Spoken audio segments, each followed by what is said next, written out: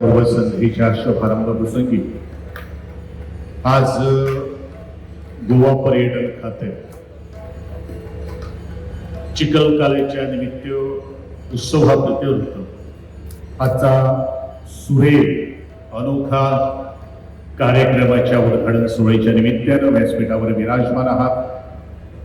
ह्याच आमच्या देवकी कृष्ण देवस्थानाचे अध्यक्ष आदरणीय धारवाडकर साहेब, त्याचप्रमाणे सचिव श्री तांबाजी,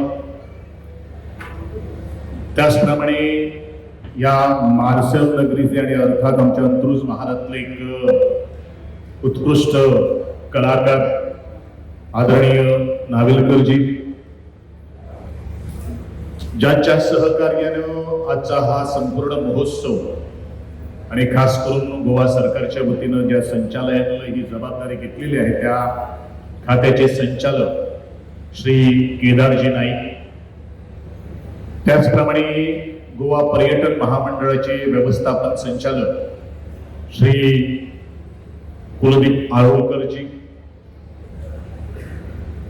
आजच्या ज्यांच्यामुळे आज इथं अलोट गर्दी जमलेली आहे ते आजच्या कार्यक्रमाचे खास आकर्षण आदरणीय पंडित बलवल्लीजी, त्याचप्रमाणे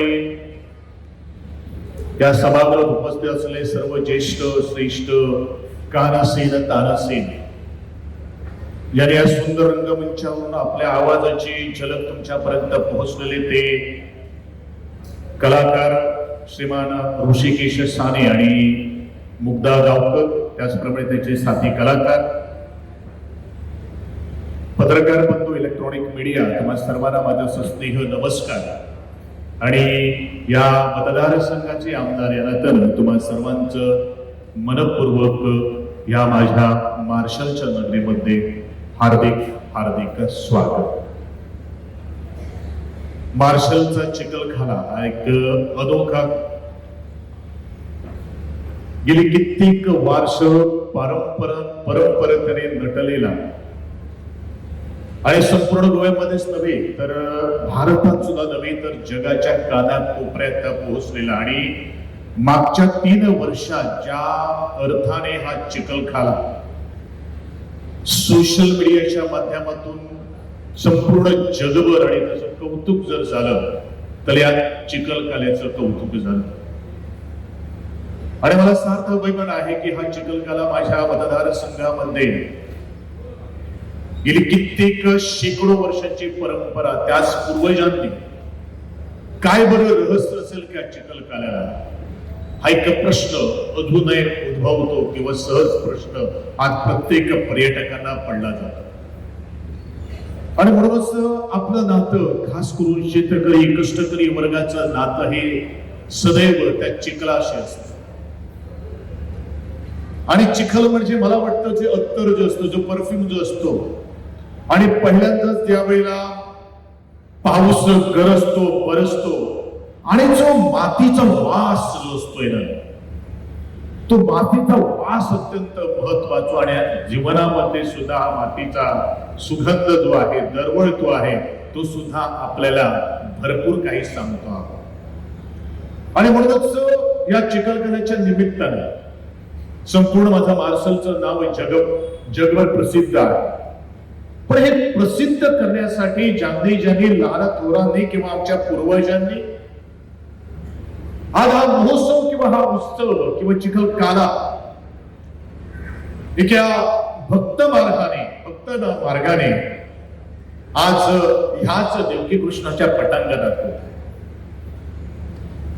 देवकी कृष्ण आणि ह्या विठ्ठल रखुमाईचं जिथं जिथं वारी होतात तिथं तिथे पायवारीला या देवकी कृष्णाच्या मंदिरापासून बऱ्याचशा वारी आज कोण चालतात वारी केला, कोण पायी चालतात, हा एक प्रश्नचिन्ह किंवा त्याच्यावर आपण जर विचार जर केला तर संपूर्ण शेतकरी वर्ग, ज्याला या समाजाची किंवा निसर्गाची राखण करण्यासाठी तात्परतेने जो वर्ग जो वावरतो तो या वारीमध्ये सहभागी होत असतो.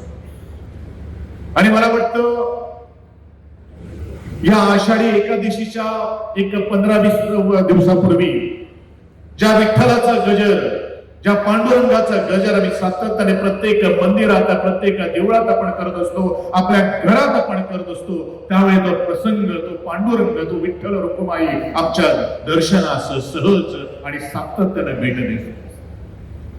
बऱ्याचशा जणांचा एक गैरसमज आहे की विठ्ठल रुक्माई आपल्याला त्या पंढरपूरच्या एका गाभाऱ्यात आपल्याला भेटतात, पण मला वाटतं एक अनुभव आहे की प्रत्येक वारकरीच्या बरोबर हा विठ्ठल आणि रुक्माई सातत्याने सहवास करीत आहे.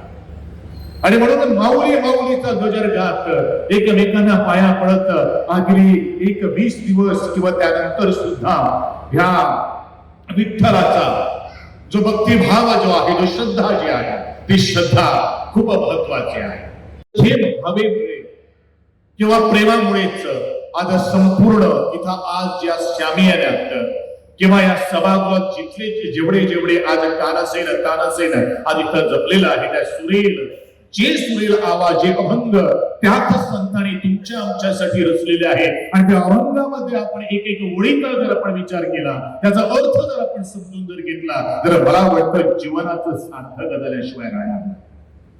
पण खरोखरच एक प्रश्न पडतो, या संतांनी केलेल्या अभंगवाणीचा मध्ये आपण जीवनामध्ये फक्त ऐकतो का, त्याचा आपण प्रत्यक्ष आपल्या जीवनामध्ये आपण अनुभव घेतो किंवा तो अंमलात आणण्याचा प्रयत्न करतो, आहे तेवढंच महत्वाचं आहे. संगीतातून आपल्याला सुखद आनंद मिळतोय, त्या संगीतामधून आपल्यावर ताण जो असतो, तो तणाव जो असतो, तो आपण कधीतरी कमी करतोय. पण तदनंतर काय, जर भावना, माणुसकी, ज्यांनी एकमेकांना आधार केलेला आहे, मदत केली आहे, त्यांचा परोपकारवाद आपण कधीच विसरू नये. हेच तर आपल्या संतांनी आणि याच भक्तिमय ओवींनी आपल्याला सगळे गायक जे आहेत तुमच्या समोर त्या सुरांचा आज वर्षाव करीत आहेत. त्याच वर्षावामध्ये आणि या वर्षा ऋतूत, या पावसाळ्यात आपण भर या सभागृहात बसलेलो आहोत.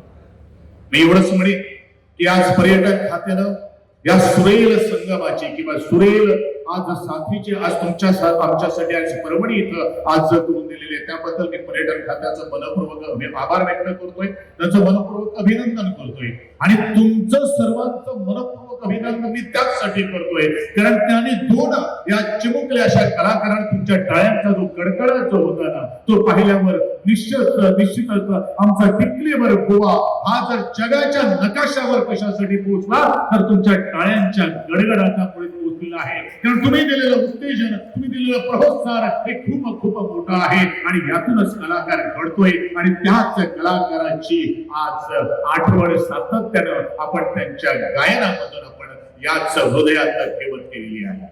आणि म्हणूनच मी एवढंच म्हणेन, जो वारसा, जी संपत्ती आपल्याला काय मिळेल यासाठी वारकरी कधीच त्या विठ्ठलाच्या दरबारी जात नाही, पण तुम्हा सर्वांचं भलं हो हीच सगळे मागणं करण्यासाठी जो माझा 85 वर्षाचा जाणता विठुराया त्याच विठ्ठल रुक्माईच्या दर्शनासाठी जातो, तोच पांडुरंग जातो, तोच एकनाथ जातो, तोच तुकाराम जातो, तीच चोखामाळी या सगळ्या संतांचं दर्शन ह्याच रोक्या दिवसात आपल्याला होत आहे.